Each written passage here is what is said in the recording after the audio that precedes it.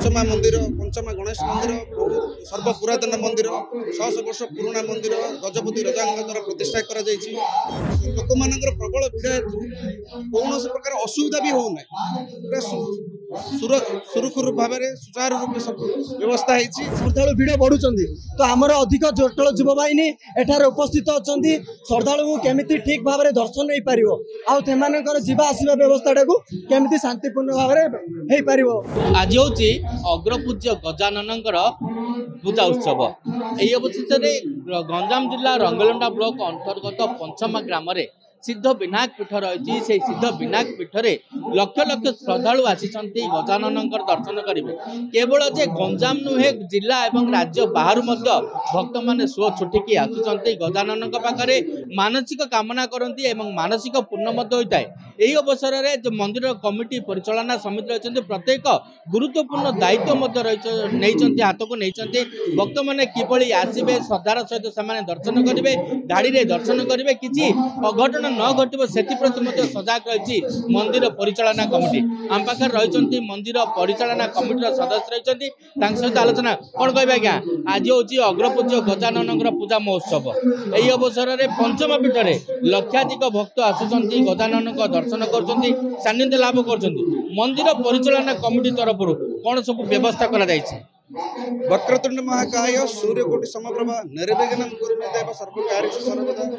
नमस्कार मु डॉक्टर सुदाम साहू स्वेच्छासेवी मंदिर परिचालन कमिटी तरफ जो स्वेच्छासेवी माने अपॉइंट करा जायछि सेही मध्य मु गोटे जणे एई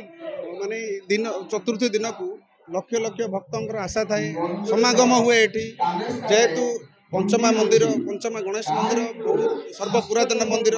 600 वर्ष पुराना मंदिर गजपति राजा द्वारा प्रतिष्ठा करा एठी लक्ष लक्ष भक्तों समागम हेतु परिचालना कमिटी पूर्वर बहुत गुड़ाए बैठक करते लोकों सुविधा गुड़ाए प्रचेषा करा सुविधा दर्शन पाइबे बिना टिकट रे से दर्शन करेंगे बिना टिकट बिना शुल्क लड्डू भोग खेचुड़ी भोग व्यवस्था करा वर्तमान देखुची लोक मान प्रबल भिड़ हेतु कौन प्रकार असुविधा भी होना सुरखुरु भाव में सुचारू रूप सब व्यवस्था होती समस्त दर्शन लाभ कर खुशी भोग नहीं जाऊँ घर को। गोटे गुरुत्वपूर्ण कथा होती केवल जे जिला बाहर नुहे जिला एवं राज्य बाहर श्रद्धालु मैंने आसुंच लक्षाधिक भक्त आसमान पानीय स्वास्थ्य अवस्था केमती कौन कर सब प्रकार पानी व्यवस्था बाहर पुलिस विभाग अच्छा श्रृंखला दर्शन कौन जगह माने असुविधा जिन न उपजे से व्यवस्था प्रशासन पूरा माने ये निरीक्षण चली पानी व्यवस्था रही भोगर व्यवस्था रही सब प्रकार व्यवस्था भक्तों सुविधा जहाँकि आम आलोचना करते मंदिर परिचालना कमिटी सदस्य जो भाव में भक्त किसी ना कि असुविधार सम्मुखीन न हुए से सजाग रही जेहेतु राज्य बाहर से आसती आम पाखे रही आ गए सबुठ कथा अटल युव बाहिनी अंटा भिड़ी से प्रशासन को सहयोग कर स्थानीय लोक मान केमिति से श्रद्धार सहित दर्शन कराइबे सी नहीं आम पाखे रही जड़े अटल युव बाहिनी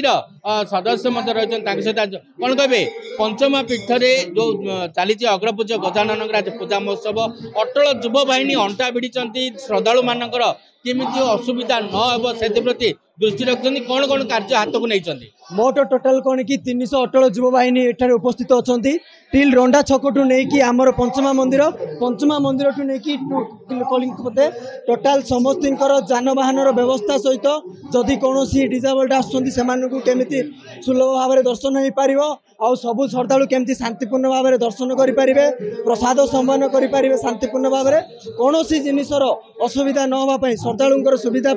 आज यही पवित्र दिन में जे कि आज आमर पंचमा पीठर जो सब एरिया टू जो फेमस पीठ रे जो गहली होची से जिनिस को केमिति सुधार भाव में नवाई अटल युव बाहिनी कौन कर 300 अटल युव बाहिनी आज अंटा भिड़की यही कार्यक्रम को केमिति भल भाव में प्रभु आशीर्वाद सक्सेस करने लगी